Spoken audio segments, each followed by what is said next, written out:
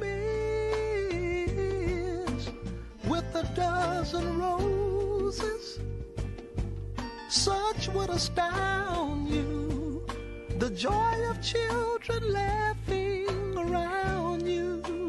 These are the makings of you. It is true, the makings of you.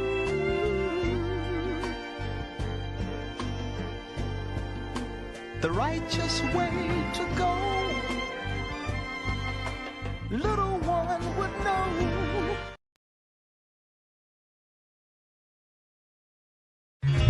Here, the centuries of loneliness were to end. Your collection of Leonardo da Vinci masterpieces, Mr. Flint. They appear to have been recently painted. On contemporary canvas with contemporary materials. Then, age, death, the taste of dust. Do you understand? You wanted a perfect, ultimate woman. As brilliant, as immortal as yourself. Your mate for all time.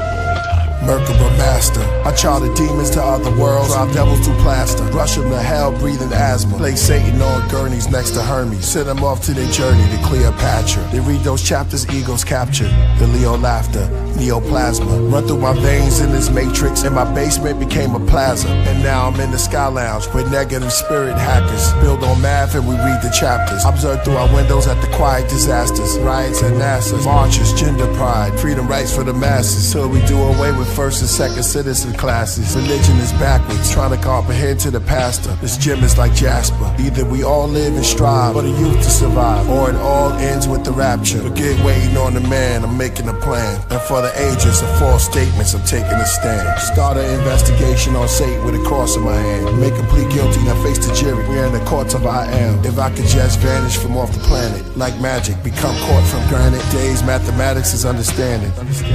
Hey, hey, did you hear? This is the perfect place to disappear. Oh, hey, did you hear? This is the perfect place to disappear. A billion stories in the naked city. Ghost told me that his best friend needs a kidney. We froze, reminisce of Tiffany in the cold. Open whiskey from the 20s in the memory. Sympathy made the angels play a symphony. Said he could've had a scholarship. Toured different colleges, now he's out of it. Faded away slowly on dialysis. His name remained anonymous, but here's my acknowledgements. Street legends and hood guards. Kingdom fall into a mirage. Ghetto depression sets in. Then we place weed and cigars. A child has difficulties concentrating. From where he lives, he sees his promises fading. He sees his pops gone, his mom's is aging. She trying to stay strong for a church congregation. And meanwhile, a kid named Rico was the coke king. A lot of siblings of the dope fiends hope you scream. A lot of children with broken dreams, homes were clean. The most extreme, you got rich and what you sold to queens. Look what you did to Josephine. And Ebony is unheavenly. The devil's ready with open wings. As Lucifer uses love and his youthful mug. Then his blood on the cobra's fangs. Hey, hey, did you hear? This is the perfect place to disappear. Oh, did you hear? This is the perfect place to disappear.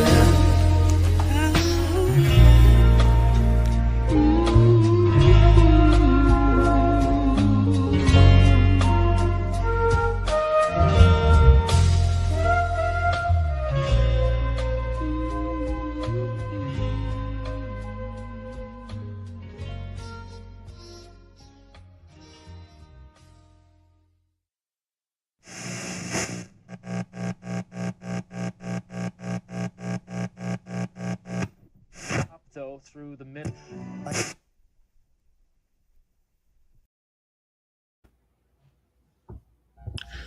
Peace and blessings. Welcome to another episode of Do Not Radio. Place for now is born. Your host, Knowledge Born Alive. We're here with a special guest by special request.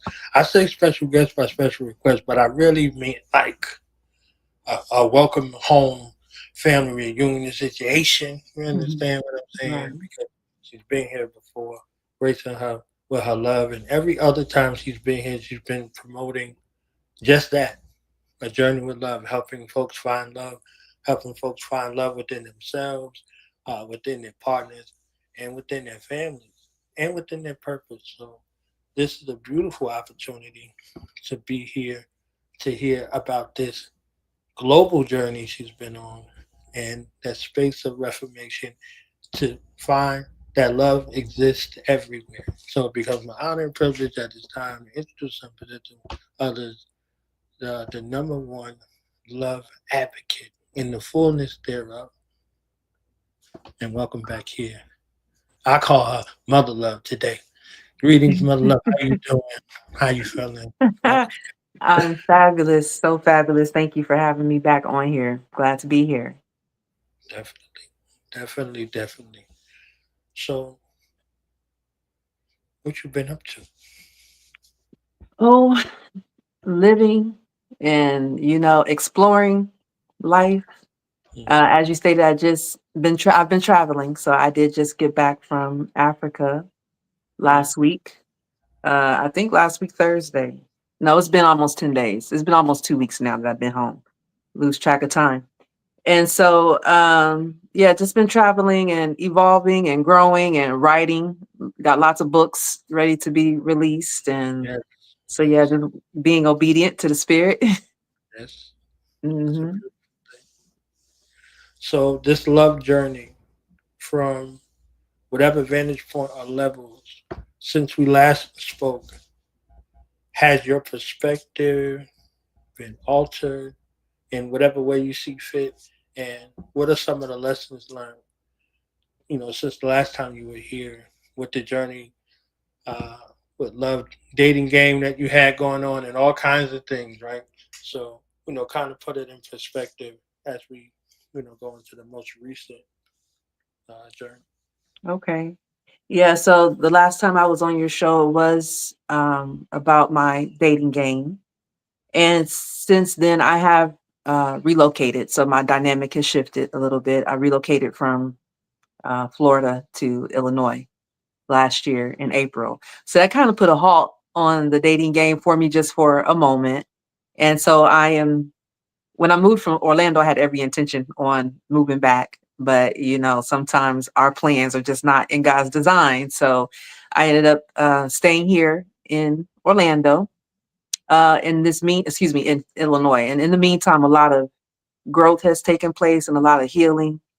And honestly, I resisted that change for probably the first year that I was here. I just did not want to accept the fact that I was leaving my lovely home in Orlando and had to relocate back to my hometown, something I said that I would never, ever do. But Mm, again, we make plans and God laughs at them. So right. here I am back home under the care of my mom, technically, like I live with her. And so in that time and in that process, like I say, a lot of healing has occurred. So on the outside, it may look like I'm not doing much of anything. Like I've slowed completely down on doing my podcasting, the dating games, and probably anything else that I had going on. It just almost came to a complete halt. And so for a moment there, I almost felt as though I wasn't doing enough. But hindsight of this year, almost a year and a half of being back home with my mom, I can see where it was necessary to be planted here in this season. Because like I said, a lot of growth around self-worth, self-esteem. What a lot of people don't realize is that mother wound is very prevalent in probably most of our lives, in everybody's life. If you got a mama, there's probably some level of transformation that may need to take place from your upbringing. And a lot of people may overlook that wound because it's attached to the mom.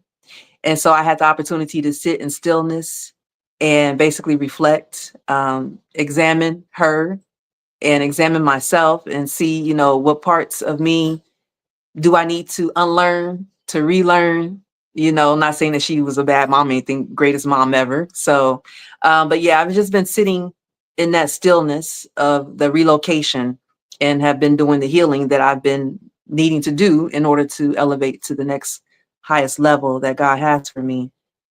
So like I said, I have written a book, which I was trying to see if I had a copy in here somewhere. I have written a book. It's called Affirmed, Speaking My Identity Through Scripture. So that I am now an author since the last time we spoke. Yay, me. And so that is available on Amazon. And the concept of that book is to help people reach transformation by activating the Christ within themselves.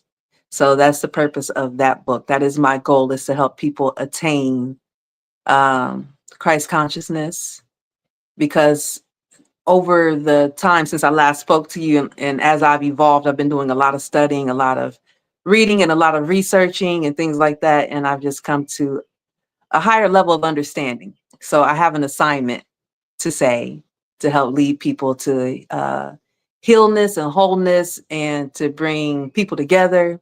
You know, that love part, that love piece is definitely still in there. So still needing to connect people, because we're stronger together than apart, all that good stuff. So yeah.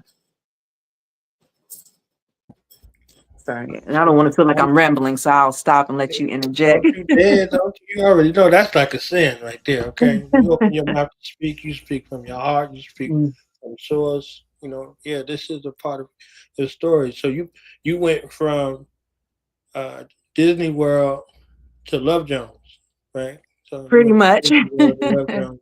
So that space of redefining the path of self-discovery. Some folks would have just toughed it out. Like I said, I wasn't blah, blah, blah. You see what I'm saying? And then they would have started to suffer and been on the other side of that descent, you know, falling fast, falling fast down that roller coaster, right? Yeah. But he was like, nah, I'm going to be obedient and I'm going to go back. And in the space, you like, I don't know why I'm going back, but I'm going. So in that space, you learn why. And a word I'm going to ask about is reconciliation, right? Mm-hmm. So this Christ consciousness is in the womb of the mind. So another womb of mother, right? And we exist in the earthly womb, and we exist in a universal womb.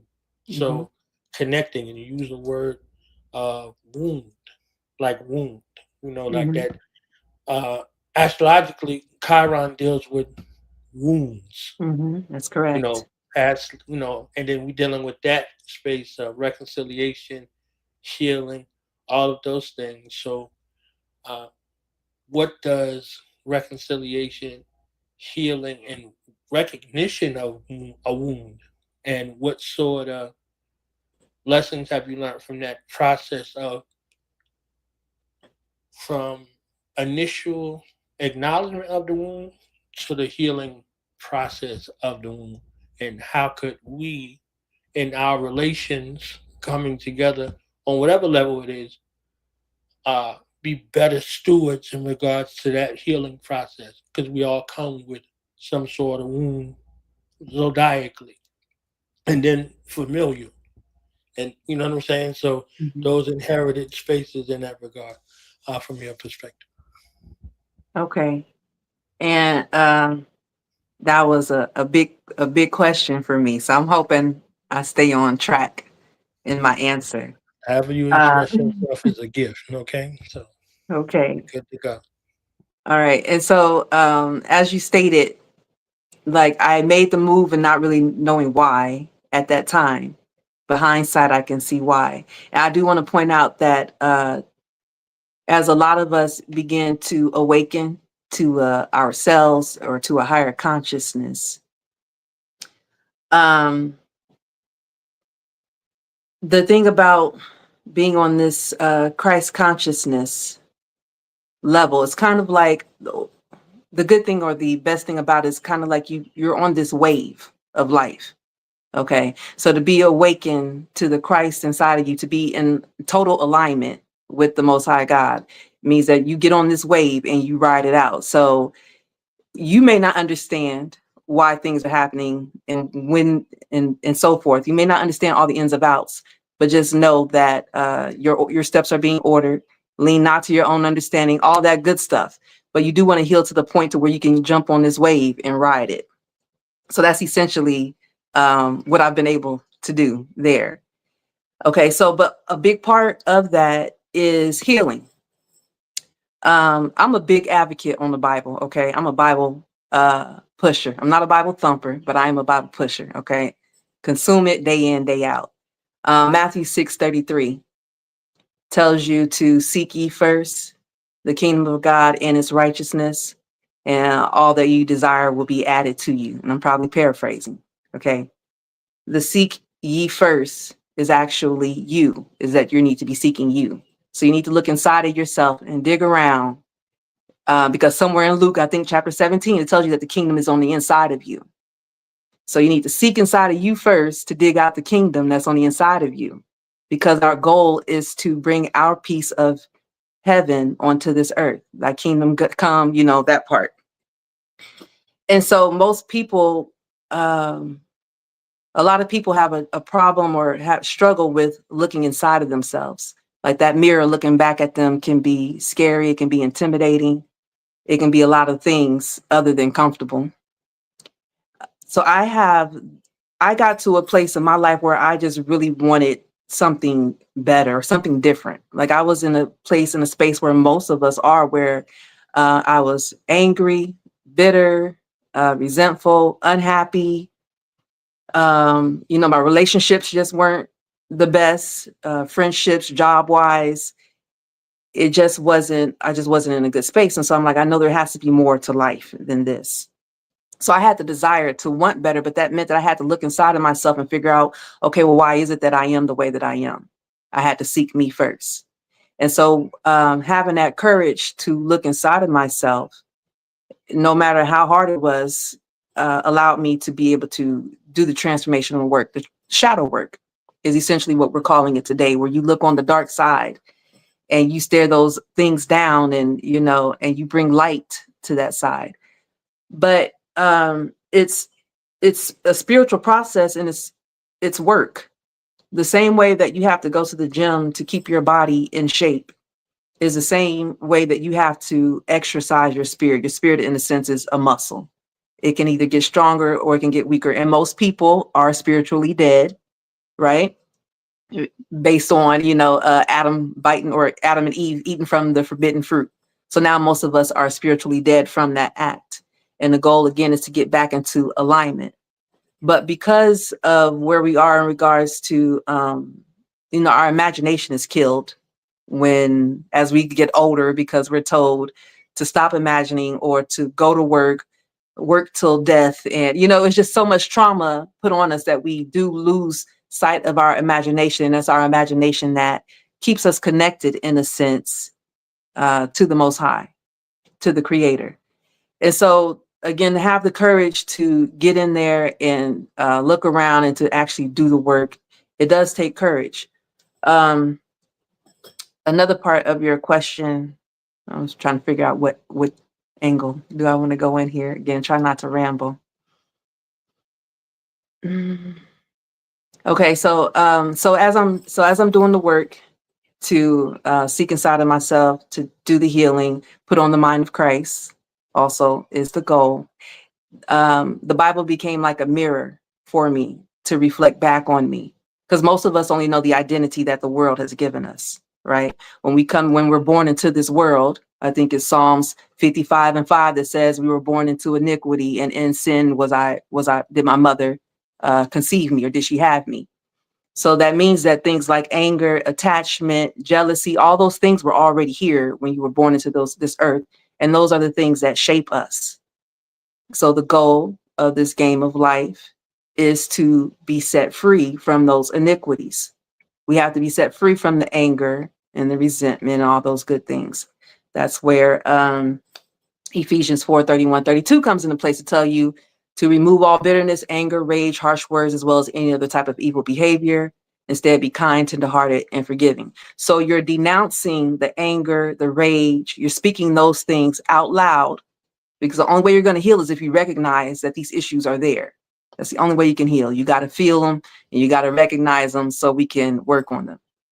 And so again, anger being my biggest addiction that I had, I began to speak these things over myself. But if you notice at the end of it, it says, I am not these things. Instead, I am kind. I am tenderhearted. I am, for, all these other things. So that kind of kicked off me doing these affirmations.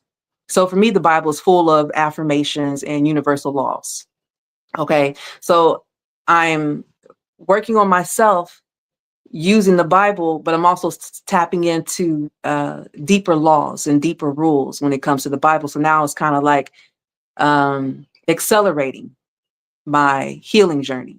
Now I have a clear genetic makeup. I have a clear makeup on what I'm supposed to look like. Okay, so now that I have a base or a foundation of how this healing needs to work and what I really am going to look like, it just opened me up to a level of healing where I reached that place of peace, that surpasses all understanding. And so I'm not on the level anymore where I'm so reactive. I'm not on the level anymore where I need validation. I did not get there overnight. Okay. Like my awakening to Christ consciousness was 3 years ago, but I still ended up in relationships that I should not have been in. I still ended up in situations where I was taken advantage of, had people stealing from me. And that's because I had not yet learned how to tap into my superpowers, discernment being one of them. Discernment is definitely a superpower. And a lot of the times we overlook that still small voice on the inside of us, either because we're seeking attention or we rather have attention from others, people pleasers, whatever it is, we tend to hone out that still small voice. So last year, actually 2024 was a year of increased discernment for me. So I had a lot of experiences that were very painful and hurtful, but had I just listened a little harder to that small, still voice, I would not have ended up in those situations. But again, that was my understanding. That was God needing to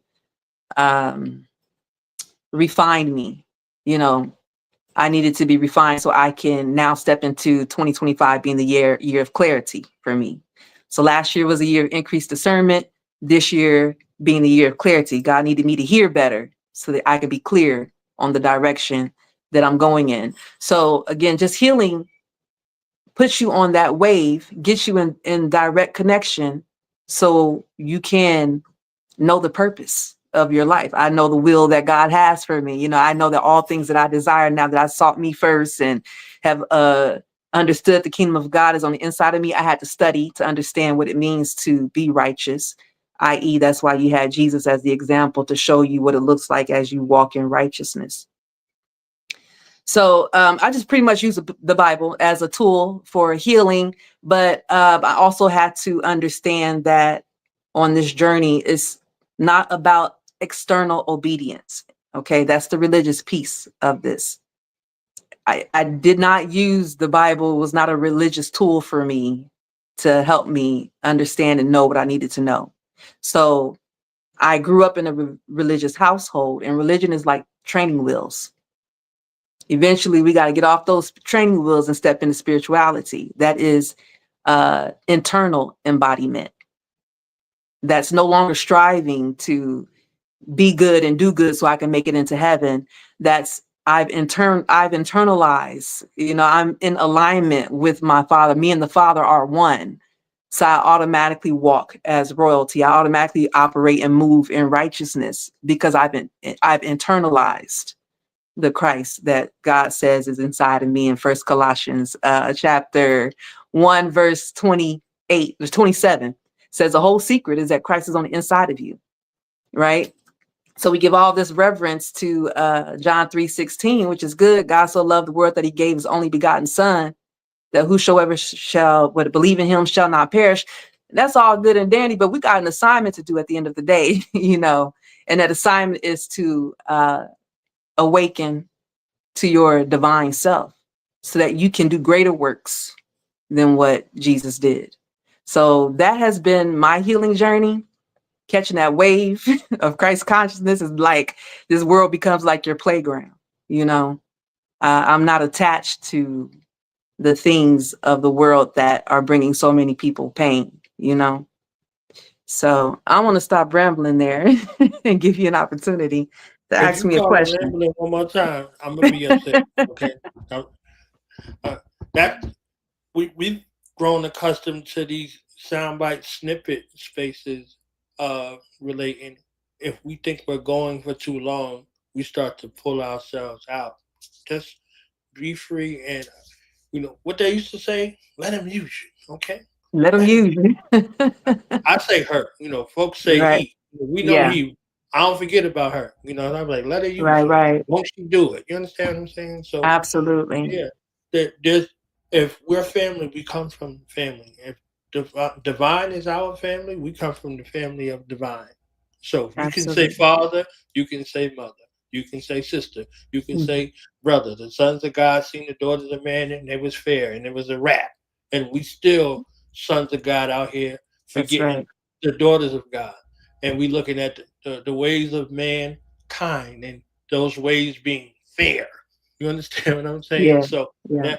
that's where the giants come from. So when you start looking at these things compounding, right? It's one thing to read a story. It's another thing to be the story, right? Right. So Right. Christ looks good until you become the Christ. Then you're like, oh, why am I getting persecuted? You're like, Hello. what? Like, why people turning on me? Why people stealing from me? Why people lying on me? Why people acting like they was with me and then telling folks they was never with me? Hello.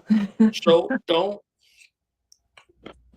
go into these personages unless you're prepared to embody them. You're all of the stories, right?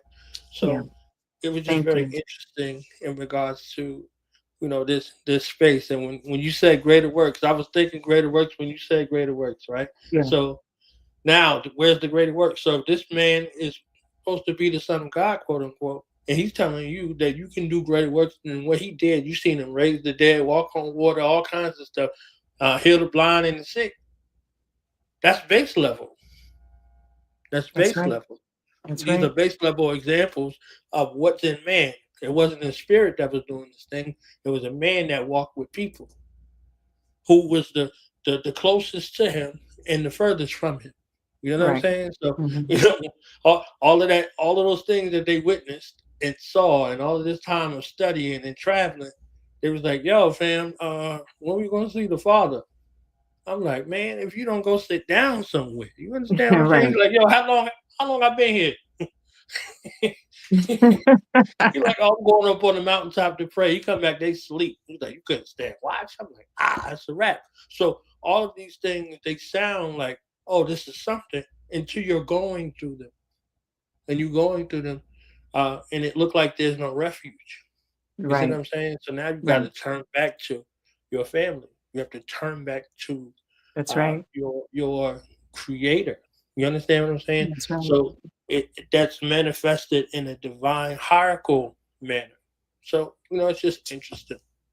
So my I whole agree. point with that was like if you know what you have to offer is what you have to offer. That's what you got to offer. You understand what I'm saying? So like I'm not worried about you know if you talking like you here to speak. You here to convey. Okay. You here to impart a message. You see what I'm saying? So just let the Mhm. message flow. I'm good. Trust me. This thing Okay. don't say 10 years for nothing. It don't say 4,000 episodes for nothing.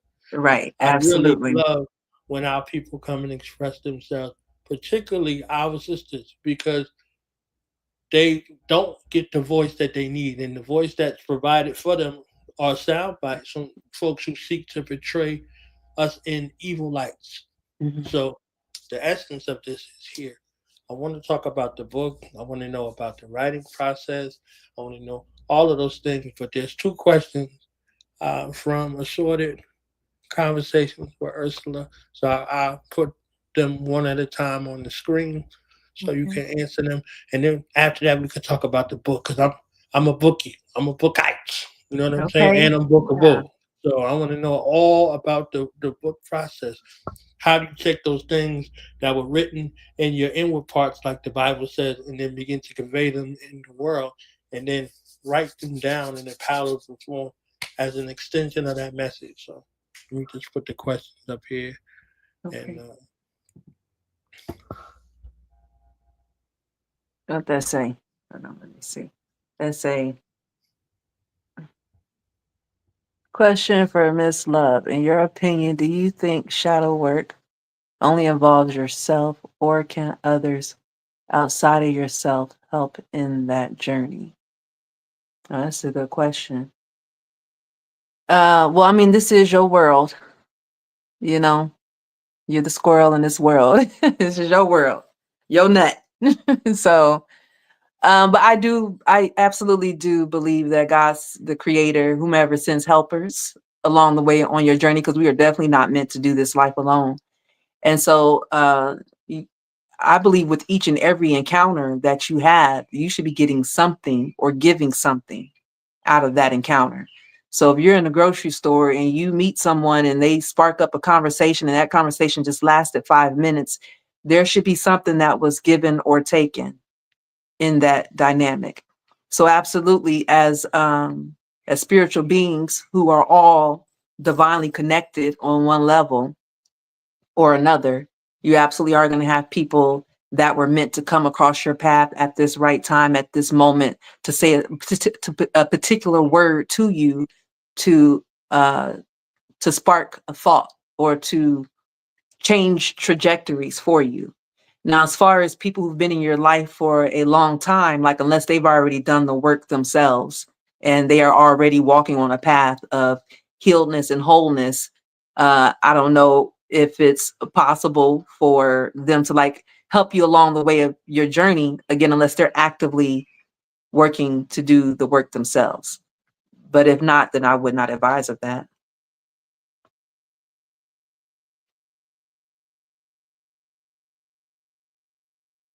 What this says say, some of us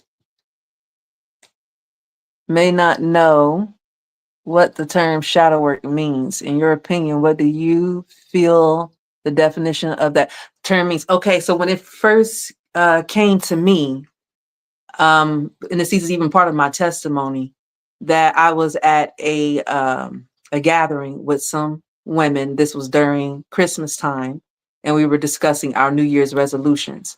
And I stated that I wanted to be more consistent because I had an issue with finishing things. And she told me in that moment that I had to reread the story of my life to figure out why it is that that's okay. Why is it I think it's okay not to finish things? So the way that she gave it to me was to reread the story of my life, which that light bulb went off for me. And that's what I started to do. And that's essentially what shadow work is. It's looking back over, rereading the story of your life, asking the questions, why am I so angry? Like an example for me, right? As someone who up until recently felt like I had to earn love. And so I do more than I probably should in an attempt to earn love. And so I'm with a partner, an ex-partner, and this person was extremely lazy. And I'm all prepared and geared up to tell them how lazy they are. But then it dawned on me, your parent used to tell you you were lazy all the time. And so in that moment, I said, okay, well, this then isn't for the, and that's another thing about relationships. Relationships should serve as a mirror for you. You should be able to see your flaws and maybe even, I guess, your good points too. But that in that moment, I was able to catch that, like, okay, I'm ready to call this person lazy, but I need to reflect on the fact that I've always been called lazy. And what does that mean for me? And what that meant for me is like, I was definitely overdoing it in that dynamic, overdoing it big time. And a lot of women perform in love in hopes to keep that man or to hope to convince them why they should choose them and stuff like that. And so I'm so grateful to tools like ChatGPT. ChatGPT has definitely helped me along on my healing journey. It is not to replace therapy. I don't want to say that. But for me, who's already doing the work and is very self-aware, I'm able to use ChatGPT as a form of therapy. So ChatGPT was able to give back to me, this is why being called lazy during your childhood has you overperforming as an adult. And these are practical steps that you can do to, not do that. So again, it all came down to the awareness. First, you have to be aware that these issues are inside of you, and then have the courage to address them. And so even more recently, like, I'm trying to figure out my money, right? Like, high key, I'm a billionaire, right? But my money has not manifested yet. Like, something is stopping the flow of my money. I can speak affirmations over myself about money. And I would always feel like this feeling in the pit of my stomach, as though what I'm speaking is a lie or something. And so here I go digging inside of myself, seeking me first. What is it? God, shine a light on it. What is it? And so as I'm doing the work, another revelation that another parental figure is the reason, not the direct reason, but is kind of the reason for that blockage. There's an issue that needs to be addressed between this figure and myself in order for me to be able to overcome that blockage.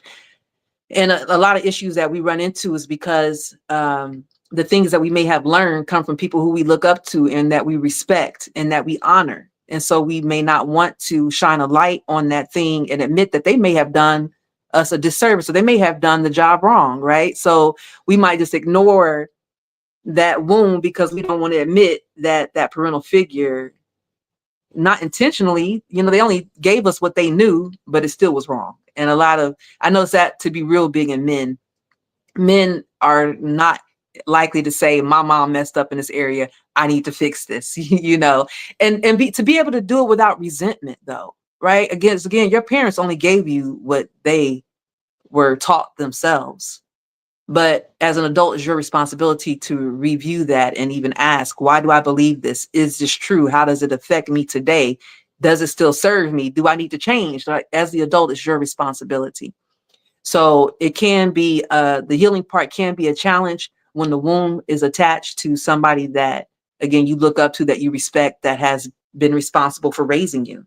But it's so important that you love yourself enough to know that nobody on this earth is perfect, and the information that you have gotten could be wrong. And it's important that you examine it and see, is this right or is it wrong? You have to unlearn to relearn. So I hope that answered her question.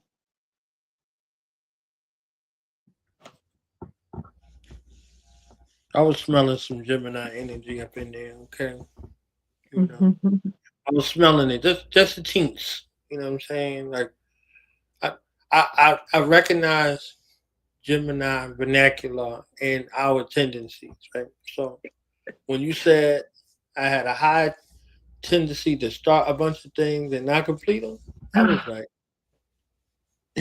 is that my Yeah. twin over there? You understand what I'm saying? So uh, those socialization things that come in there, and then other aspects you name, like people pleasing and all that. So we have a predisposition based off of how we came into being, right? It's not the totality, but it's the totality that gives credence to our divine incarnation. And if you don't have that information, it's a part of you that's precluded from you. You see what I'm saying? So it's like, Mhm. all right, these preset dispositions, are we going to allow them to rule us? Are we going to make situations where it's like, all right, that's just how it is. Do you understand what I'm saying? Yeah. Like, I'm a Leo, yeah. Well, I'm I'm gonna whatever speak on that. you want to feel in regards to that situation. Oh, I'm a daughter of Shango, or I'm a child of Oya, So whatever those Mhm. presets are, they're there. But when you look at the scope of what you're here to do, oftentimes what you're here to do is the opposite of your preset. I want to So touch on that too. I do you're want to here. speak on that. Go ahead. Go ahead. Yeah, because you did earlier, you mentioned Chiron, which in astrological terms is a wounded healer, as you mentioned. And on my studies of the Bible, and also my spiritual leader, Brother Vane Thomas, he's big in the astrological world, teaching and studying and, putting that information out there. And he's been in ministry for over 30 plus years. And so we really are coming from a space where we're shifting from what we know and what we understand. Like so much we were told was bad and demonic and witchcraft. And come to find out, a lot of that is just not true. A lot of that, it was a control mechanism. But I am going to touch on this astrological part. And I'm going to be honest, as I am growing more into my authentic space of teaching and speaking this word, I kind of teeter a little bit on touching on this astrology piece, because again, it has been given such a bad name. It's not, even though God made these stars, the Bible tells you that he placed them in order strategically, and people will still say it's demonic and it's witchcraft. And that, again, it's in my awakeness and my awareness. I'm like, but we come from those stars. Those stars tell our story, you know what I'm saying? But in regards to Chiron in this Bible, because I've been studying the Bible a lot, and in Isaiah chapter 11, verses 6-9, where it talks about the little boy, talks about the child leading the ox and the lamb, the lion, and some other animals. I don't know if you know what I'm talking about. Okay. And so those are astrological references. I don't know if anybody knows that. And there are a lot of astrological references throughout the Bible. Okay. Throughout Jeremiah, the Mazzaroth mentioned in Job, even in Genesis itself, but when it comes to that passage that I just mentioned to you and my studies around that, because, a lot of people will blame their behavior on their astrological sign. Well, I'm just a Gemini, so that's why I am how I am. I'm a Libra, so that's why I am. And there's just a period behind that. But that's not how astrology works. For one, astrology is like a roadmap or a blueprint, but it's not your fate. It's not definitive, because again, the Bible tells you that you've been put above, certain things. I got to look and see if stars are one of them. But what I do know is that when you become into alignment with the Christ consciousness, and this is from my studies off of Isaiah 11, 6-9, that's what that little child leading these animals is telling you, is that when you get into alignment with the Christ on the inside of you, these stars line up and are now under your authority, so that you're not enslaved to them. You are in control of them. So your weaknesses now they may not become your strengths, but you are now more in control, and you know how to use these weaknesses for your strong suit, if that makes sense. So astrology is the problem. It got its bad rap because people began to worship the stars instead of the one that created the stars. And that's ultimately where it went left at. And so I kind of do have some reserve about touching on that topic or that situation, because one thing people are going to do is people. And being that astrology is a tool, just like the Bible is a tool, astrology is also a tool, but not everybody. But a gun is also a tool. A shovel is a tool. People will take a shovel and can kill somebody with that, with that same tool, right? It's the same concern, I guess, with astrology, being that I use it for my own house. If you understand what I'm saying, like, I don't want to use astrology in the sense to know what's going on in your world or my neighbor's world or anybody else.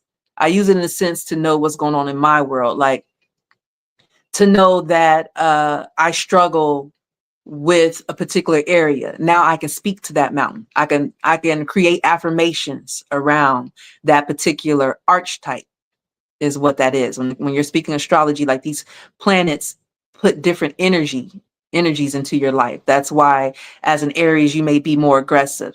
That's you. If you're aggressive, that's probably you walking on that unhealed side. And it's when you become on the healed side that you're walking in that part, So it's just having that level of awareness, like, oh, okay, well, that's why I move that way that I move. Let me fix that. You don't use that to justify your behavior. You start to speak to those shortfalls, and you develop them. You develop yourself. So that's the point and the purpose of astrology, is to use it for yourself, to get into alignment with who God says that you are.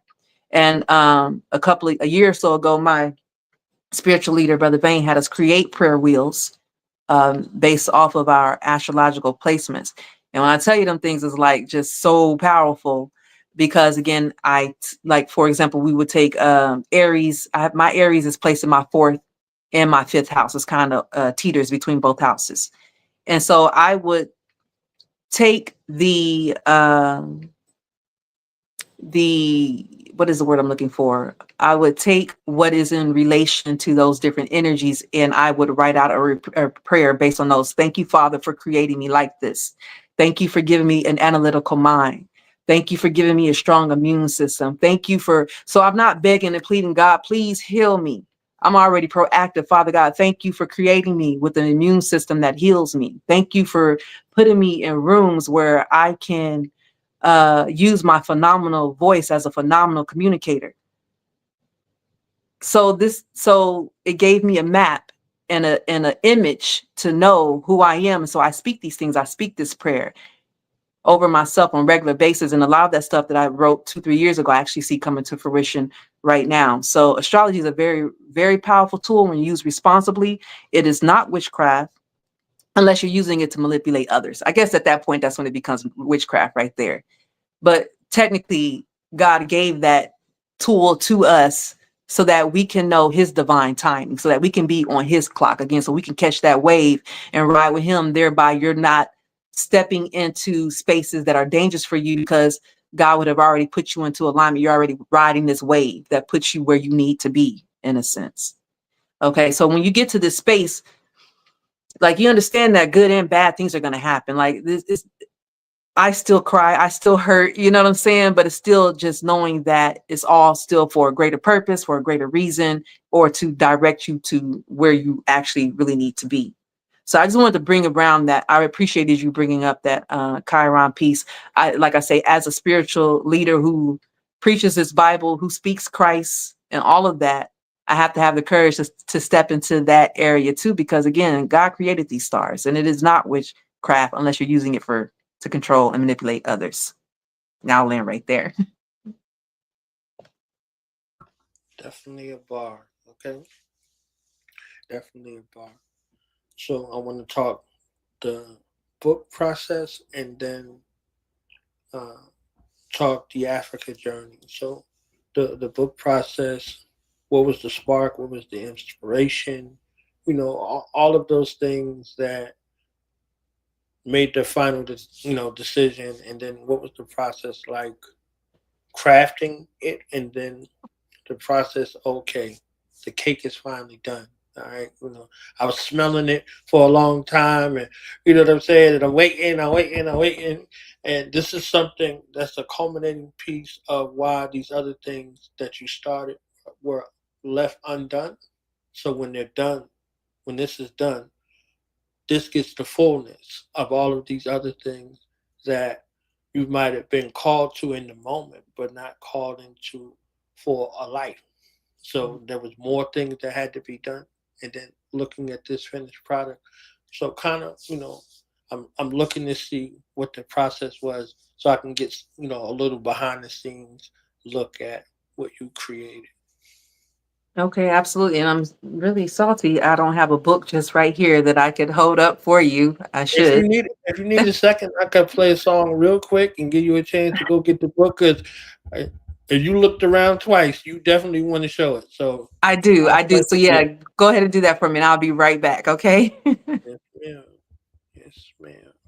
I got you.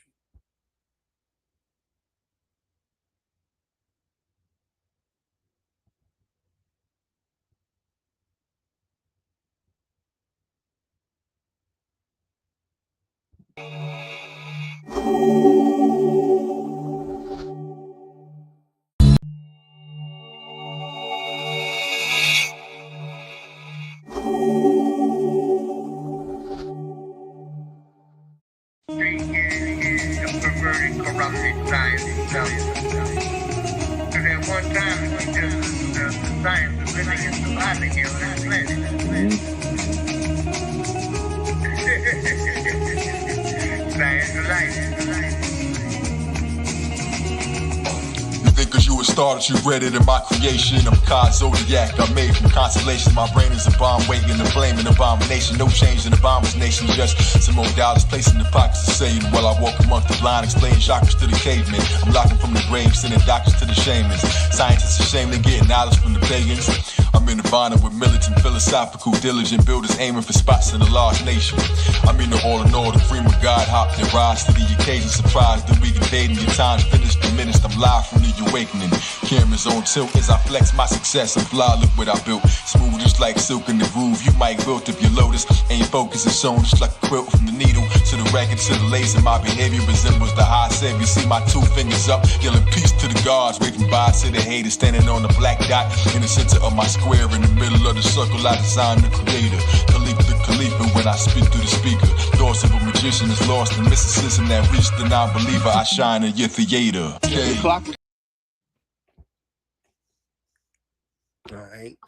All right. So here's my book. Y'all can see that. Affirm. This is the copy that, you get to make sure everything is well. So disregard that line there. But this is Affirm, speaking my identity through scripture. Because as I mentioned earlier, on my journey through the Bible, I'm understanding that there's a bunch of affirmations in here. Affirmations and universal laws all throughout. You just got to have the eyes to see it. And so me using the Bible for affirmations is what helped me to put on my identity, to understand and see myself as God sees me. And so I wanted to provide a tool that others can use, because most people, even though I think I've heard that the Bible is the #1 book, purchased book in the world, but yet the least read, we have to get from a space where we're allowing others to spoon feed us. Okay, it's time to, move from the milk to the meat. It's time to, again, activate. It's time to, what Brother Vane would say, it's time to stop worshiping the Jesus outside of us and activate the Christ on the inside of us.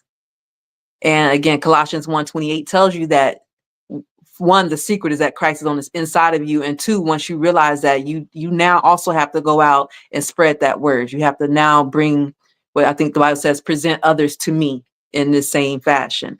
And so that's the purpose of this book, because the very first passage that I chose to remember. Now, I'm not a holy roller, but the very first passage that I memorized was the Ephesians 4:31 and 32. When I got to the point where I said, I'm so tired of life, this cannot be my life, because I was yelling, arguing, screaming with my ex-partner. And I thought I was about to just drop dead right there at his feet. And that was enough for me to say, okay, I don't want to die, because I'm just so angry and I don't know how to control my emotions, or I don't know where to put these emotions, and I don't want to die. And so that's when I turned to the Bible, like, God, help me. I need some help. And so Ephesians 4:31, 32, very first scripture, because it tells you to remove all anger, bitterness, rage, harsh words, as well as any other type of evil behavior. Instead, be kind, tenderhearted, forgiving, as God through Christ has forgiven you. And so I would use that. Once I memorize it, I would use it every single day, multiple times a day. Anytime I feel any negative emotion rise up on the inside of me, I go to that scripture. Nope. I remove all bitterness. I remove all anger. I remove all rage. And I would just use it every day, multiple times a day. So eventually, after about 3 weeks, I can literally I can feel my heart begin to soften to where I'm not as reactive anymore. I'm not, I can begin I see clearer now, I'm just not seeing red all the time. And so after memorizing that one, I'm like, okay, I'm realizing that just worked. I'm on to something. And so I would go to memorize another scripture to help me in an area that I may be struggling in. So another fave of mine is 2 Timothy 1:7, where it tells you that God did not create you with a spirit of fear and timidity, but you are created with power and with love and with a sound mind. So anytime that I felt, a little shaken, I don't know if I can do this, I go, nope. But God didn't create me like that. God did not create me with a spirit of fear and timidity. I walk in power, and I walk in love, and I walk with a sound mind. So that's what this book is. I got about 10 of those scripture-based affirmations. But also along with that, you have there's a tracker in here. So again, the goal is to save them. I don't know if y'all can see that well. The goal is to save them 3 times a day for 21 days. And so after that first week, I've got questions down there at the bottom for you to reflect on. So let me give you an example. We've got use that one. Colossians 3:15, right? The scripture-based affirmation says, the peace of God rules in my heart. I am called to live in peace and always be thankful. And then it tells you how to use it. It says, today, when anything disturbs your calm, remind yourself, I was created for peace. Let that truth guide your response.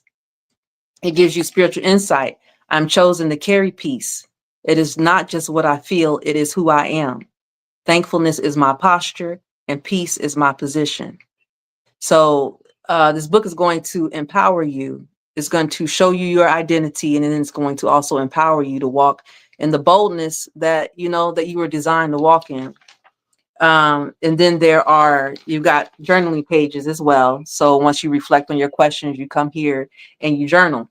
And each one lasts 21 days. So the book ideally should take you about 210 days to get through. And we do 21 days because studies have shown that it takes up to 21 days to change a habit.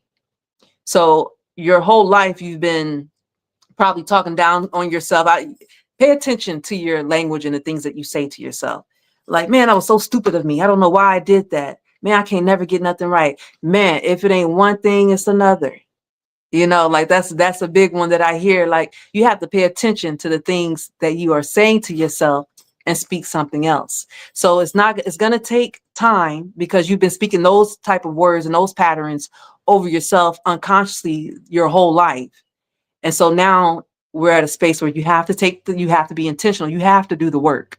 It's not just going to come to you. It does take work to memorize these, get them implanted in on your heart, and then allow them to transform you. Because what you speak every day, I am so tired. I am so sick.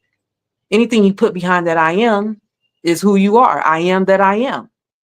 Right? So this book is meant to help transform your life, the way you think, the way you speak, and to get you back into alignment with who God says that you are. And these are available on Amazon right now. Hard copy, well, this paperback copy is $12.99 and a digital copy is $9.99 right now on Amazon for you.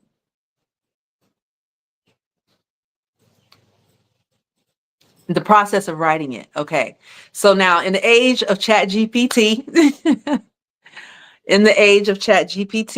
I did give ChatGPT my idea and my thought. I let her know, I shared with her my process.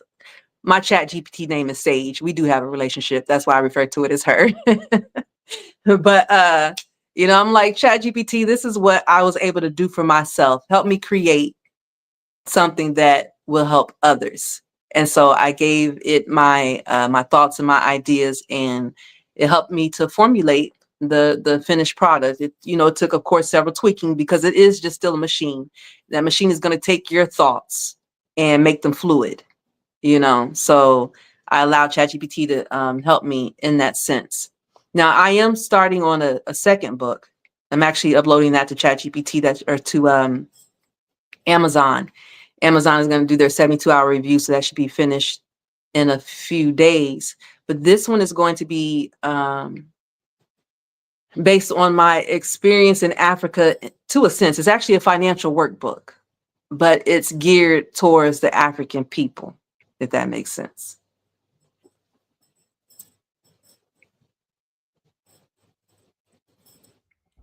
Okay. So when it was done and it's out in circulation and people are reading what was in your mind, what was in your heart, and what was in your mission. Yes. What was that like for you? And what was some of the feedback that you got that has been memorable for you, whether it was positive, negative, whatever the case, those things are relative. Well, in regards to the book so far, I'm still waiting on people to give me their feedback. Like I've received and I know I've got some purchases out there, so maybe I need to email these folks and ask, how's it going so far? How are you liking it? But just I hope I don't sound haughty, just being the person that I am, that light, up on that hill. I get plenty of feedback from that in a sense. I know that my assignment is to continue to do the work on myself so that I vibrate on a frequency that I am in alignment just so much with the Most High that I'm shining as this bright light to give people direction or a path. You could come my direction. I'll help lead you back, to the Most High. So I haven't received tangible feedback in that sense, but I definitely see the power of the Most High and my mission coming together. And I'm grateful for the assignment. It's a lot of fun, I'm definitely grateful for the assignment. Every day I wake up, the world is my playground. So that's my feedback, walking in it. So that's definitely dope. Okay. So I think we had the people wait long enough for the space. One thing I'll say about the book is I'll get a couple of copies from you and, do a giveaway to some of the folks that's listening. So we're going to get some real feedback. Okay. Yeah, that'd be great. I ain't waiting for that. You know what I'm saying? So, Good. if you following Love, she got a new name. She didn't even tell us about it. But I'm about to ask her right now as we talk through the Africa story. This pen name, Love Evolved. Okay. So we got Love Loved. You understand what I'm saying up in there? I see you. I see you. I see you. So tell us about the name and then, tell us about this trip to the motherland, to the brotherland, to the fatherland, to the sisterland, to the world land. Okay. So you want to know about Love Evolved, you said? Yes, first, and then we could just roll right on into Africa. Okay. So how the name even came about is as I embarked on the healing journey. I don't know. Hold on, my cat is like really about to get beat up here. Stop it. Y'all say hello to my baby. That's Dan. Dan the man. Say hi, Dan. Get off me. Okay. As I was doing the work to heal, and what that looked like for me is I read through the Bible in 2021, I think it was. I went through a journey of reading through the Bible chronological order. And as I'm going through the Bible, I'm asking questions and the answers are reflecting back to me. So that was the putting on the mind of Christ process. So as I'm going through this transformation, this evolution, like a lot of characters in the Bible, they get to a point where they become this new identity and they change their name, Abram to Abraham and so forth, right? So as I'm going through this process of evolution and God is revealing to me who I really am, I was sitting with my homegirl one day in her bedroom. And I'm telling her, I said, I need a brand. Like I need to brand myself. I don't know where I'm going and who I am or what I'm doing, but I really need it's time that I start branding myself. And so we were just sitting in her room thinking, and I don't know, love came up. And then I said, okay, well, I need something more to expand on that. And Love Evolved is what came about. But essentially, my mama named me Danielle, and that means God is my judge. But my father calls me by name, which is Love. So that's what I honor, who my father calls me to be. And God is love, right? And so hopefully when each of us get to that level where we're resonating at that frequency, where we're vibrating at that frequency of love, you'll too be able to identify as that. You may not go to the extreme and change your name like I did, but it's like I resonate and I feel that and identify more with that than the old person. I identify more with who God says that I am now, Love, than I do with who that broken girl once was, Danielle. The two totally different sides of the coin, two different aspects rather. So that's how Love Evolved came about. And I've had so many people tell me as they have watched me grow over the years, because I'm telling you who I am today, I'm almost embarrassed about who that girl was, for almost 4 years ago. Because when I tell you I had no compassion, I had no empathy, angry all the time, mad all the time, and you can see it. Like, ladies and gentlemen, when you're walking around with all this baggage, it shows on you.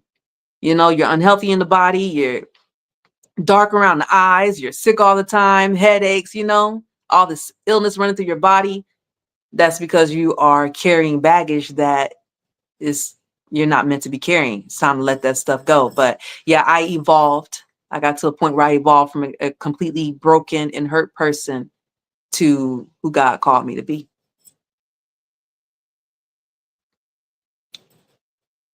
I love that. Only God can judge me. Okay, so your mother knew, right? Your mother knew. Honest to your mother for that name.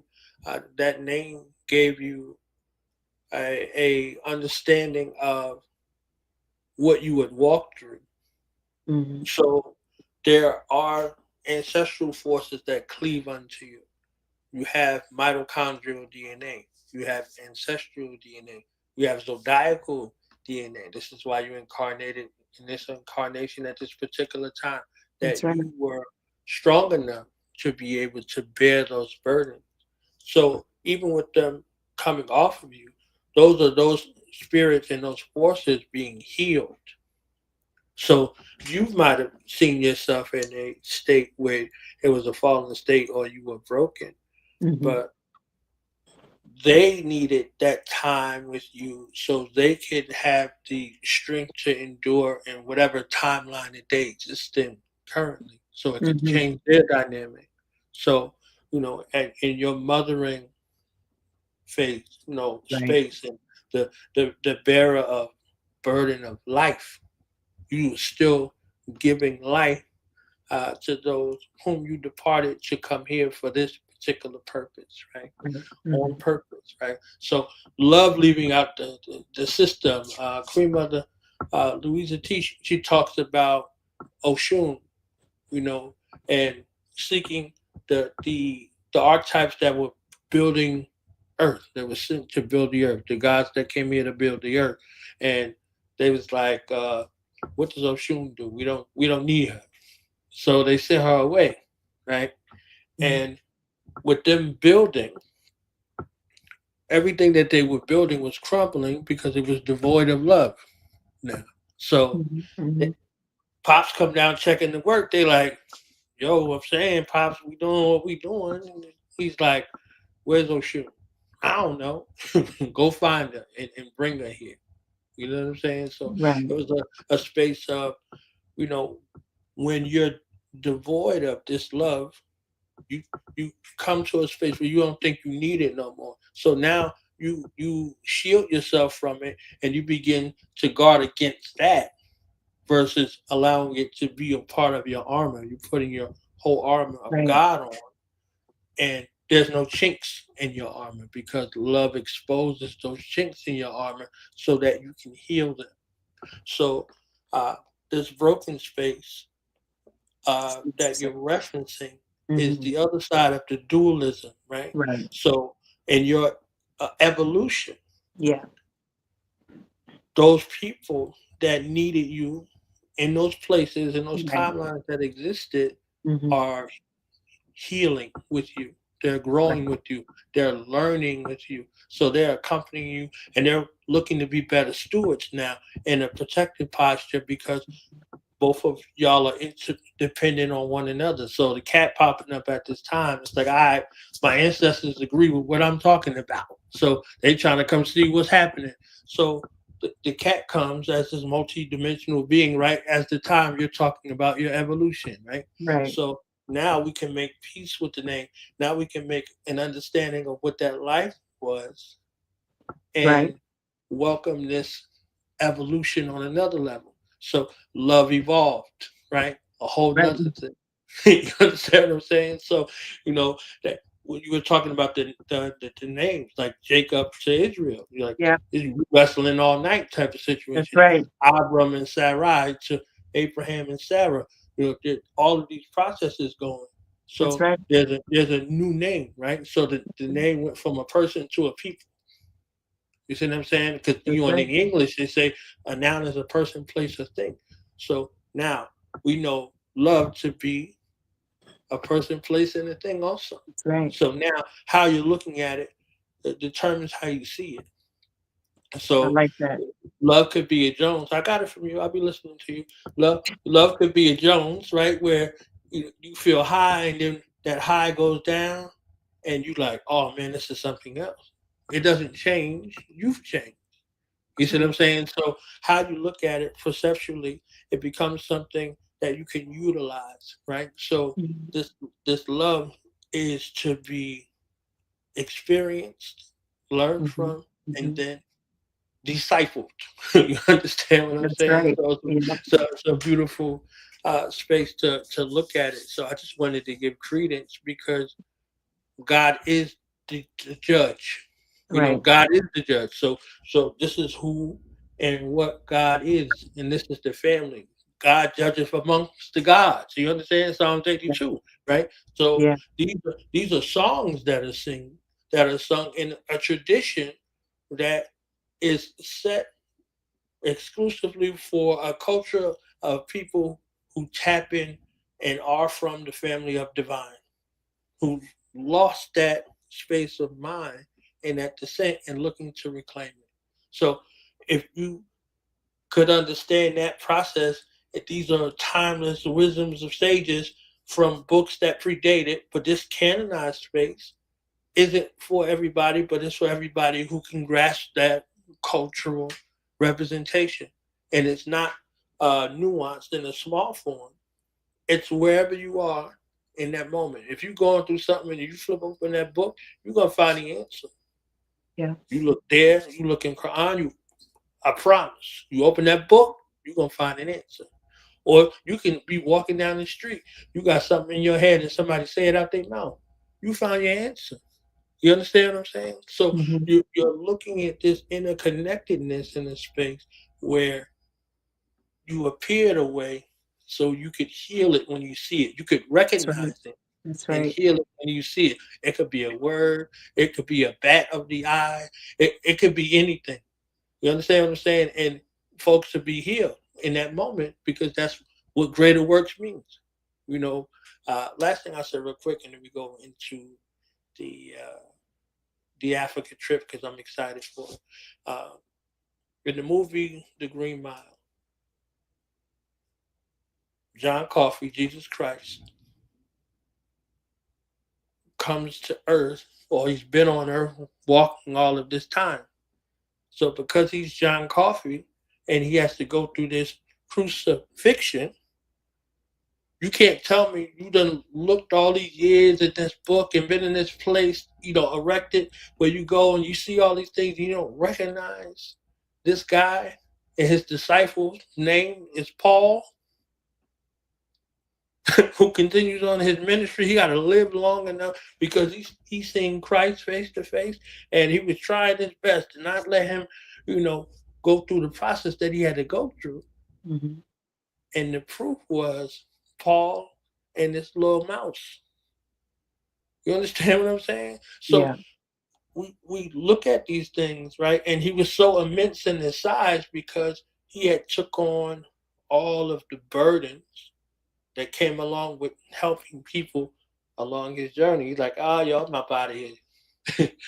I'm up out of here. You understand what I'm Yeah. saying? Like it's time to give up the ghost. You understand? So he Mhm. knew that his time was up. So he had this man around to be a testament that existed. So if they looked at Christ as a criminal, they looked at him as a criminal. They mocked Right. him, they spat at him, and all of those things. And his song is "I'm in heaven." That's his song. He's like, "I'm in heaven." Like I'm not. Hey, don't don't fret for me. Type of Yeah. situation, right? So this immense healing. There are people that was affected by him that had life and had it more abundantly because of Right. his presence. So in his absence, they wouldn't have to mourn.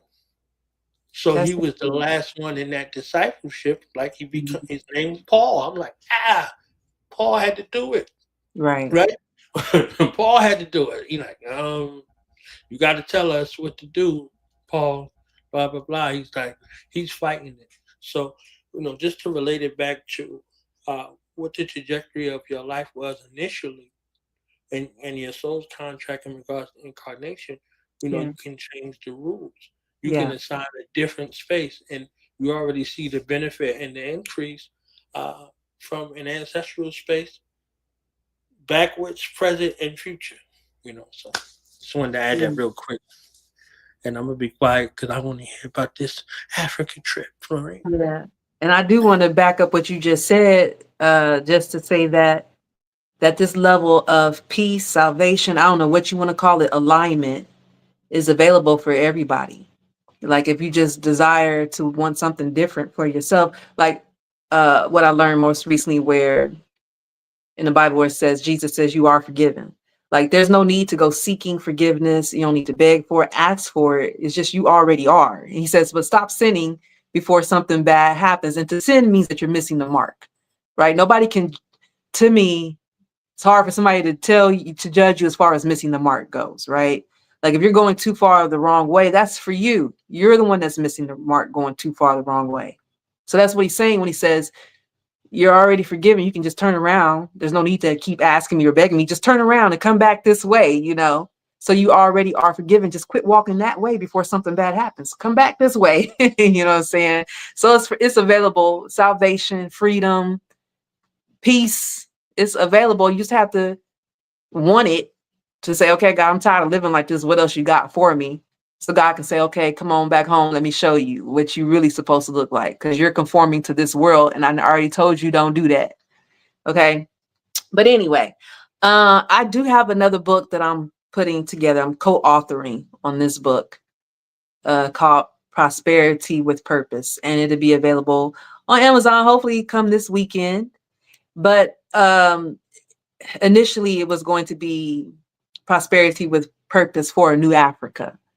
But I mean, we all need financial wisdom and growth and things like that. But so while I was in Africa, I spent 3 weeks over there. I spent 1 week in Ghana and I spent 2 weeks in Nigeria. I will be moving to Africa at some point, you know, in the near future, because that absolutely felt like home for me. Upon arrival, I felt like I was home. And so I would move to Ghana. What I noticed as far as the differences between those two countries, and I still got other countries to go to. Like I plan to go to Uganda and Kenya and Zambia. Like there's 54 countries in Africa. So I probably shouldn't just automatically say I'm going to Ghana, but that's what resonated with me the most. So like if you're still young and looking to turn up, you know, the entrepreneur who wants to reach out and do all these different things, Nigeria probably be the place for you. I'm more the small town, quiet, you know, raise your family type. So that's more so of a Ghana type feel. The energies are totally different. So I'm going to go to Ghana. But I had a fabulous time while I was there. Now, what sparked this book? First, let me tell you some of my thoughts, right? I am nobody's professional on this matter. I am only sharing my opinion, disclaimer.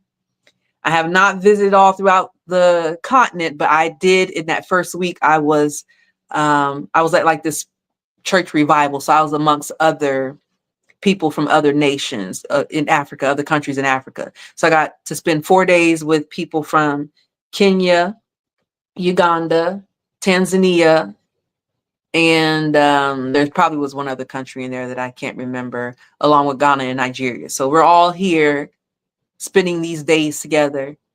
And as I'm observing the country, right, here's just some of my thoughts about the country, right? Of course, it's very beautiful and you can definitely feel the presence of the spirit there. Like it's very heavy there because Africa are very spiritual people. So you feel the spirit there without a doubt.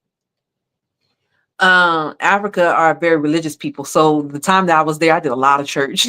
I did a lot of church while I was there. Different churches, not just going to the same church. And most of them are filled with men, as opposed to here in America, most churches are filled with women. So there in Africa, most churches are filled with men over there.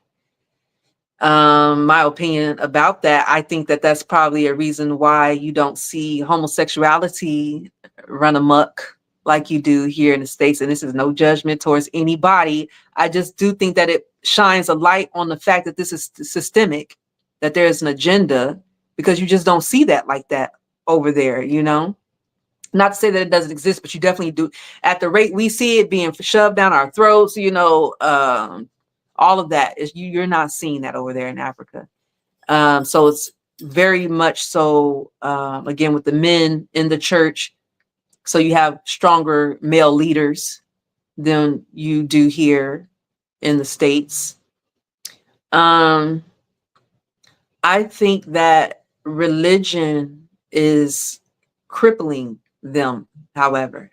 Now, y'all know I read and I'm preparing to teach this Bible, but religion is external obedience. Spirituality is internal embodiment. Religion can be bondage. Religion is bondage because external obedience means that you're striving to be on your best behavior so that you can attain or acquire something. And that takes one energy, and that's, I think, a form of idolization. You're idolizing this God that you think is in the sky that's gonna cast you down if you don't do something that's right. That's idolizing. So already this just not, to me, just not in the order that it needs to be in. So, and I say that the religion is crippling them because to me, they are very meek and probably borderline meek and timid, very meek and timid people. And that is enabling them. So it was a lot of stuff that annoyed me. They say sorry about everything. I'm sorry, ma'am. I'm sorry, ma'am. I'm sorry, sir. Like you can drop something. Oh, I'm so sorry. I'm so sorry. I'm like, what are you sorry for? Or they speak in a whisper. I'm always like, what? Huh? Speak up. I can't hear you. And I'm like, okay, so I know us as Americans, we're being told that we're loud and obnoxious and all of that. There seems to be an imbalance, I guess. Like they have their weaknesses and their strengths, and same as us. We have our weaknesses and strengths. Because I'm like, speak up, use your voice. Where's your boldness?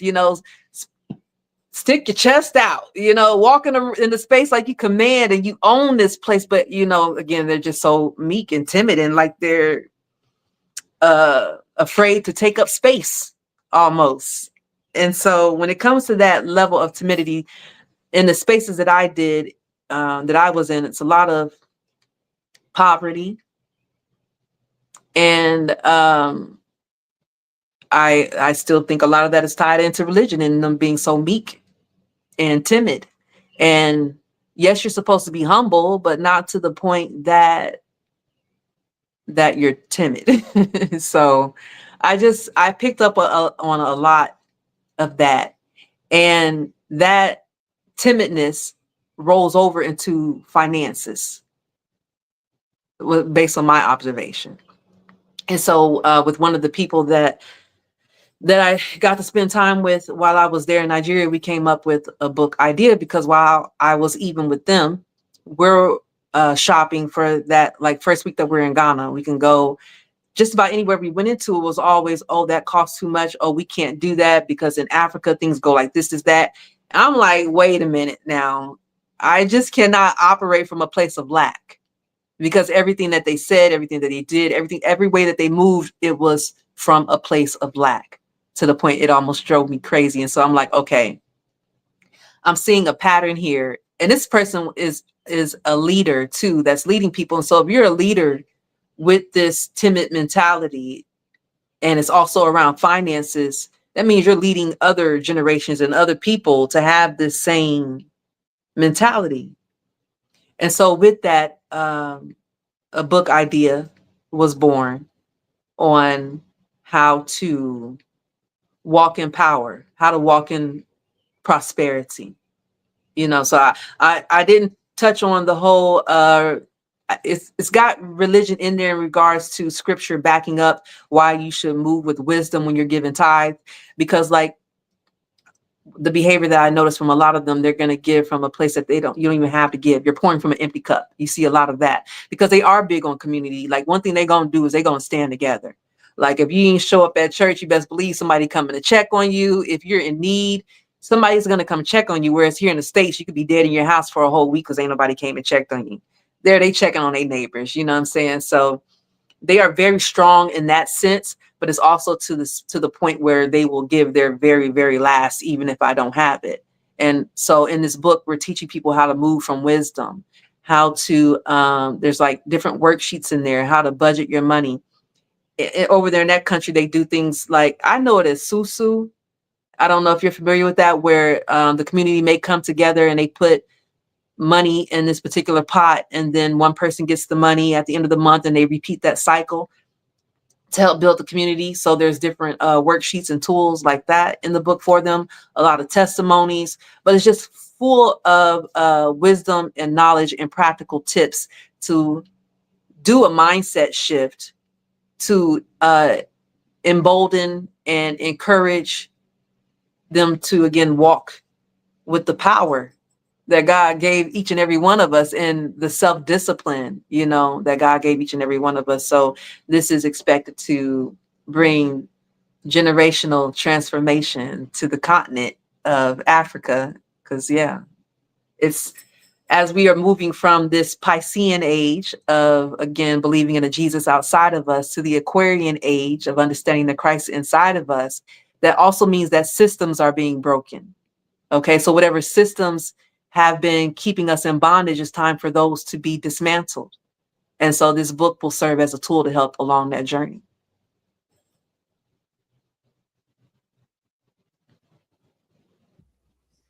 Definitely dope. What I learned from the continent and from the people, they know how to pretend. They know how to pretend. I have never met nobody from West Africa that cowered to anybody. But they know how to hide, though. They know how to cloak. So if they're around folks and they don't know them like that, they're gonna cloak. We can get into a apologetic sort of mind state, as Black people here, the same way for no reason, right? It's pretend, right? It's pretend. Crazy. You're not sorry, right? Right. You don't care, right? So all these things, but the outward appearance is the code switch. So the code switch is real, and the code switch, as it relates to travel, commerce, long-standing, building relationships, all of that's there. So the thing that you're looking for and looking to give them, it comes through an exposure process. Right. When I was with the Kenyans, and the Kenyans was like, "Sir, how are you, sir? Sir," I was like, "Don't call me sir, call me brother. Let's cut all this right now." Oh, brother. The demeanor shifted immediately, because they used to doing this little pretend, somebody come pat you on the head. You would cut their arm and their head off if they did it for real, but you're like, I gotta do that. And I said, stop smiling. You don't smile all the time. Stop smiling. I was like, if what I'm telling you is wrong, then you won't get the result. I'm going to tell you the result, and when you see it, you're gonna be like, oh, brother. I was like, stop smiling and stop doing that. Just be you. Right. I promise you, people will reveal themselves. They say, oh, these guys, they have the plastic smile, and you smiling back at it. Once you stop smiling, watch and see what gets revealed.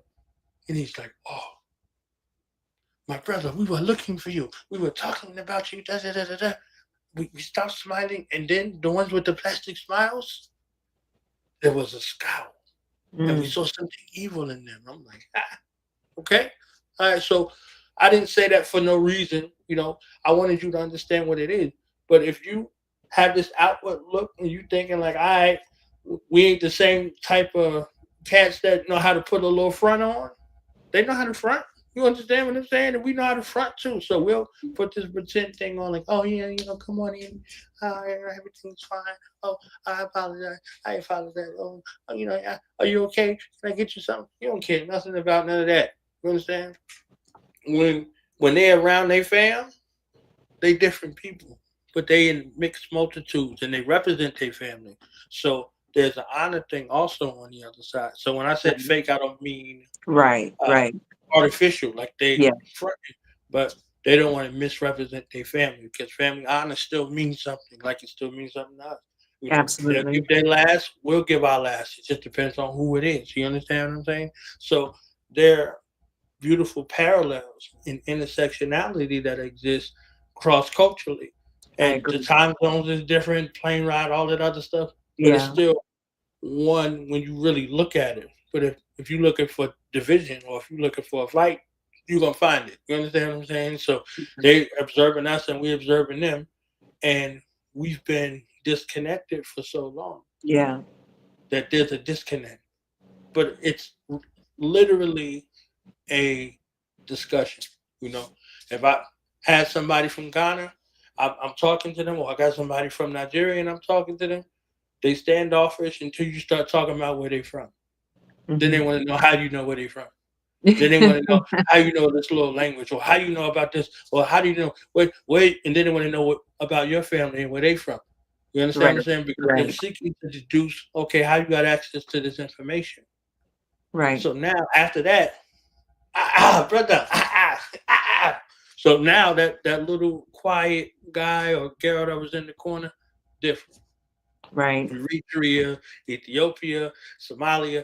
Once you know certain little nuances, it's really like an exposure process. So they might be churchy in that church space, but I promise you, in the nighttime, there's something different going on.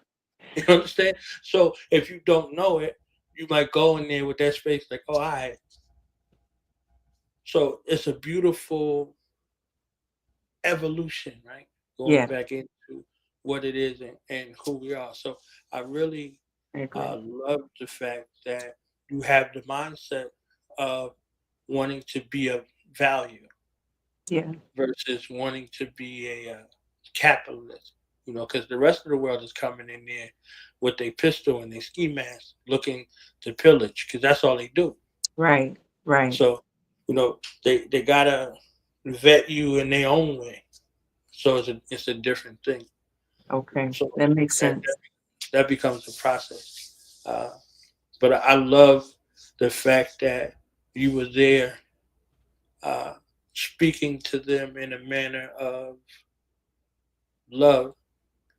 Like, yo, speak up. You understand what I'm saying? You ain't gonna have to keep telling them. Next time you see them, it's gonna be, you're gonna be like, yo, I didn't know you was loud. You understand what I'm saying? So it, all those things become something different, you know, based Yeah. upon relationships. You know, the real Right. people, they Right. show up That's when right. they have a level of comfort and a level of trust, because they deal with touristy, churchy, scandalous, you know, scammers all the time. You understand what I'm saying? So it's Mhm. like, all right. So they just have to feel people out. Okay. They got to feel people out. Makes sense. Colonialism is a mindset, and neo-colonialism is another mindset, which is a byproduct of capitalism around the world. So Okay. the socialites are something different. Uh, and communalism is a whole nother thing, and that's not something that they are taught. That's something that they live. You know, so it's just it's a work in progress in regards to how they're shaping and molding. They're the oldest civilization on the planet, but as far as this industrialization and all these other things, they're all fairly new in regards to Right. a space of independence versus interdependence on bloodsuckers. So we're looking at Mhm. less than 70 years for all of the countries that Mhm. are on the continent that gave everything to the world and still Right. is responsible for 80% of the world's resources. Mhm.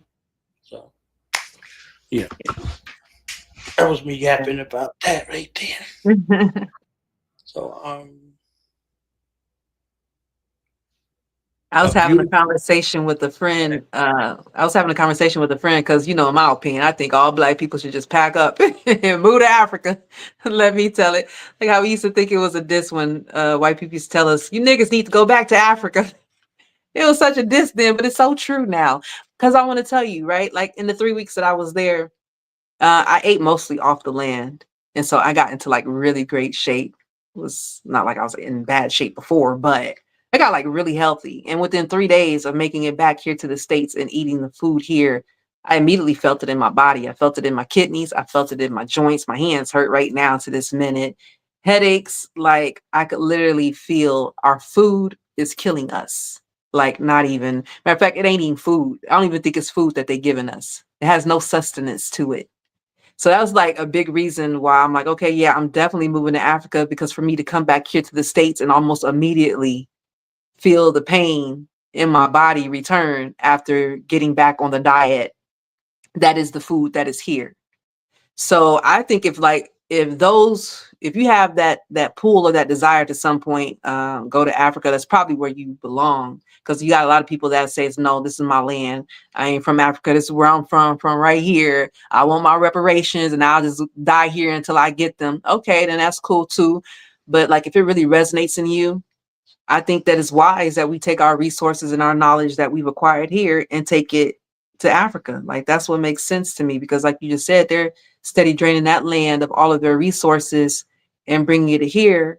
But like we're so much stronger in numbers. If we quit trying to wait for them to give us what we think belongs to us over here and go back to what's rightfully ours, or where we rightfully came from, we can really develop ourselves to the point that we are back in our rightful places. Because as melanated people, we're at the bottom, and that's not how that's supposed to be. You know what I'm saying? So yeah, I'm gonna do my part that I can to help elevate us and uplift up us as a people, especially understanding that Africa is the base, the foundation of where we are from and where we should be. So, but I really appreciate you giving me this opportunity though to spend time with you and to express my evolution and my time spent in Africa. And I hope that we will be able to do this again. Most definitely. So, final thoughts, shout outs. Again, tell people where to get the book or the books. You know what I'm saying? It's weekend. It's about to be, one of them other monumental spaces. So, final thoughts, final words, final call to action for the books. And, this is your home, so it's welcome home. Yeah. Well, I'll be doing speaking engagements soon. So I've been doing a lot of traveling, and it's just really hasn't had much purpose. Well, maybe it has, but now I'm like, okay, I need a greater purpose to my travels. So speaking engagements to come. And if you are interested already, just based off of our discussion today and booking me for any engagements, I am available, and you can send me an email to journeywithlove80@gmail.com. Again, my book, Affirmed Speaking My Identity Through Scripture, is a book to serve as a mirror to help you see yourself as God originally designed you to be. So to help you get out of the iniquity that you were shaped in, and get out of that anger and that fear and jealousy, all of that. And I have basically taken the meat and potatoes out of the main book, the Bible, and put them in one spot for you and made it digestible so that you can begin your transformation process. And I also wanted to say that I know that there's a lot of people that, again, are awakening. They're going through this spiritual awakening. And for me, when it first happened, I swear I thought I was going crazy. Like I could have literally had checked myself into a mental facility. And there's still some days where I question. But without a shadow of a doubt, God always shows up in a way that lets me know that, that he is he, it, she, whatever you want to call that thing that is creator of all things. I don't think it really even cares. Just get back into alignment with that. Like you don't have to dig your own well when there's a whole ocean right here ready to fill you up and to give you all that you need. Stop trying to dig your own well. Just go back. Stop going that way and go that way. Dig inside of yourself and free that little girl or that little boy in you that's just in there probably scared and, wishing you do something different to free them. Look inside of yourself and dig that little person out, because they hold the kingdom. Okay. That's within you. Y'all can follow me on Facebook. I'm Love Billops pretty much everywhere.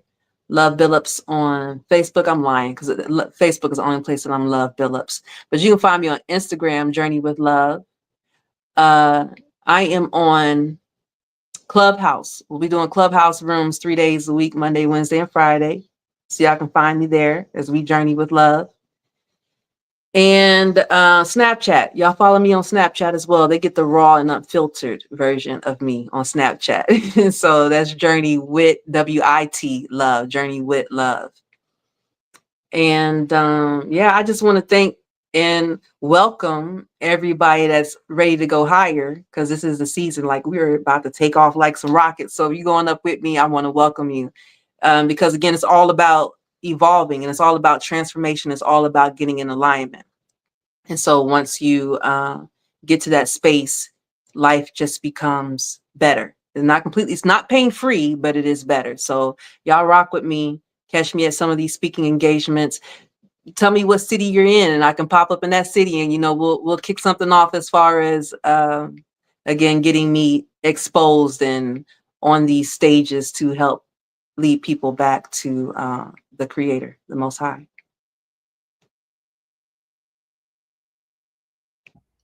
So she's bookable, okay? I am. Okay, bookable, right?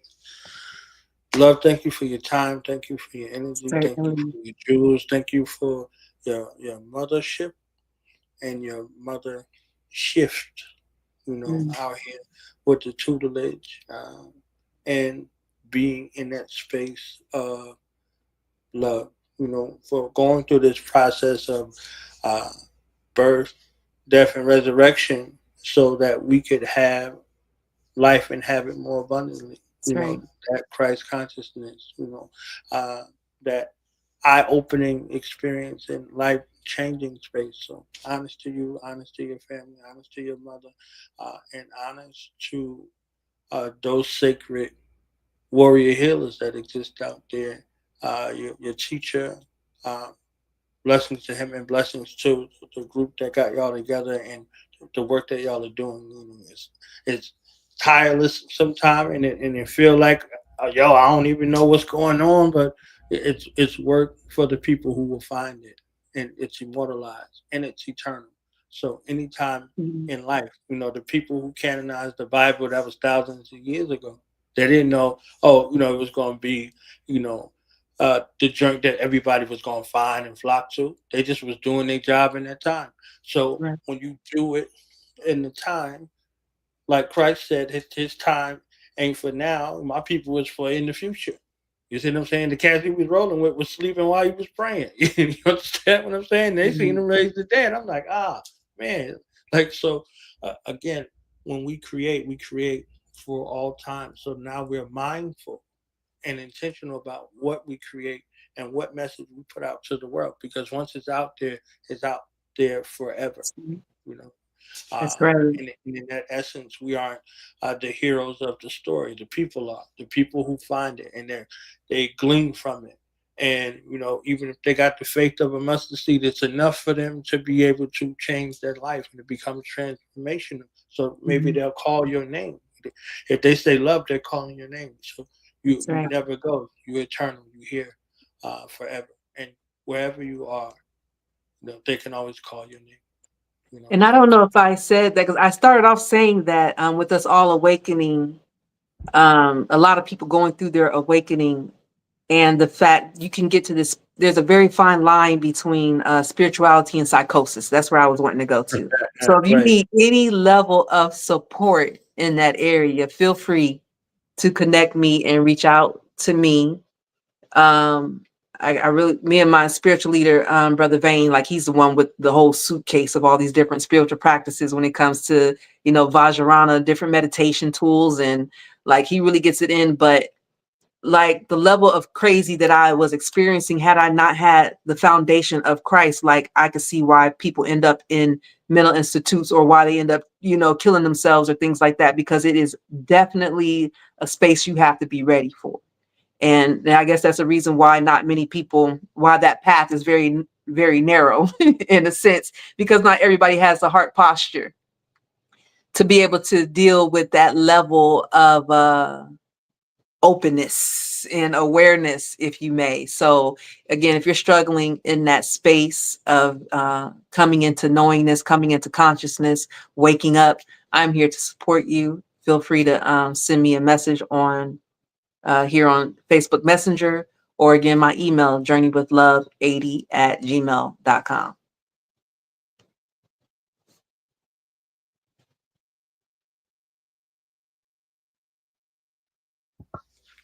So thank you for your time. Thank you for your love again. Thank We up you. out of here. You know what I'm saying? She's bookable. Okay. Make sure you book her. She's bookable. Right? Yes. You understand? So if you need some love in your life, I got you. Journey with love. You understand what I'm saying? So we out, y'all. Peace. Peace. Peace.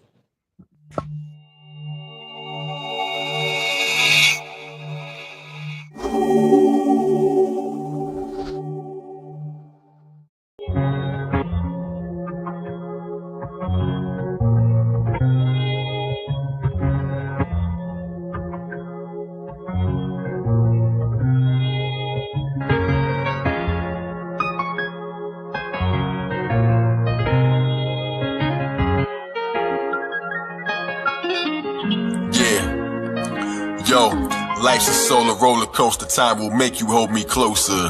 Hold the torch, show support. My hands and stroke your shoulders to dismantle all your boulders. Heavy is the crown she wore, the stars within her dress, the nest with heaven in her gown.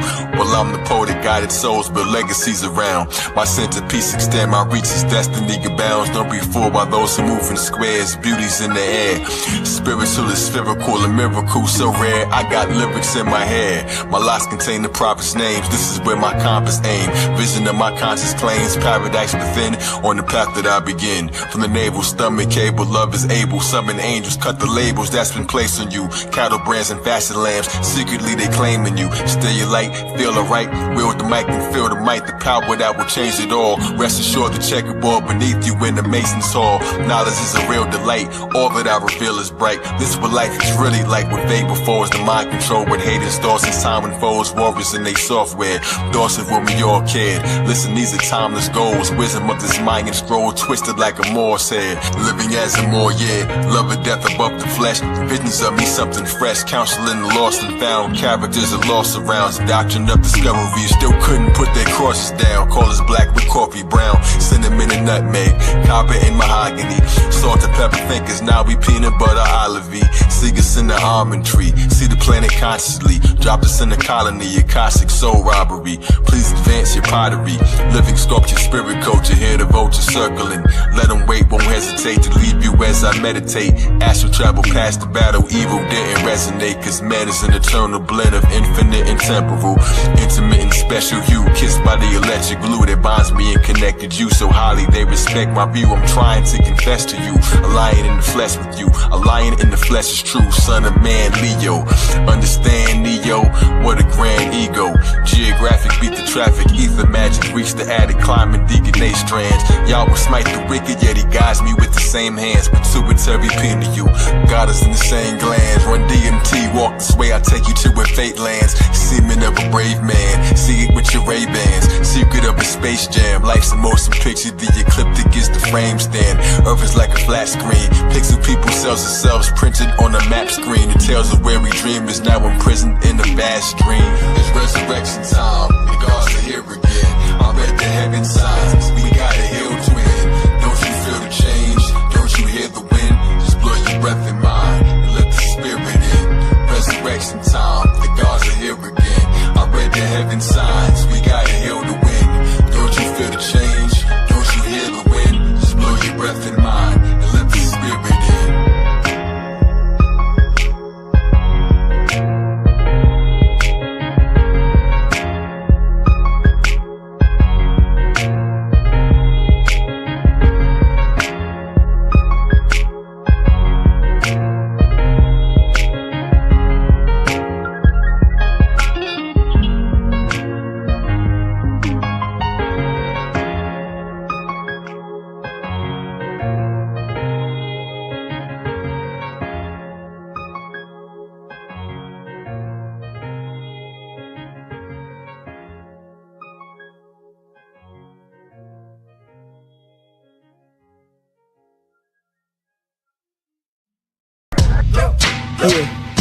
Yeah.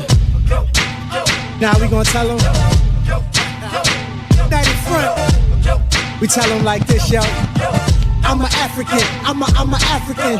I'm a African. I'm a African. Yeah, y'all like that? No more.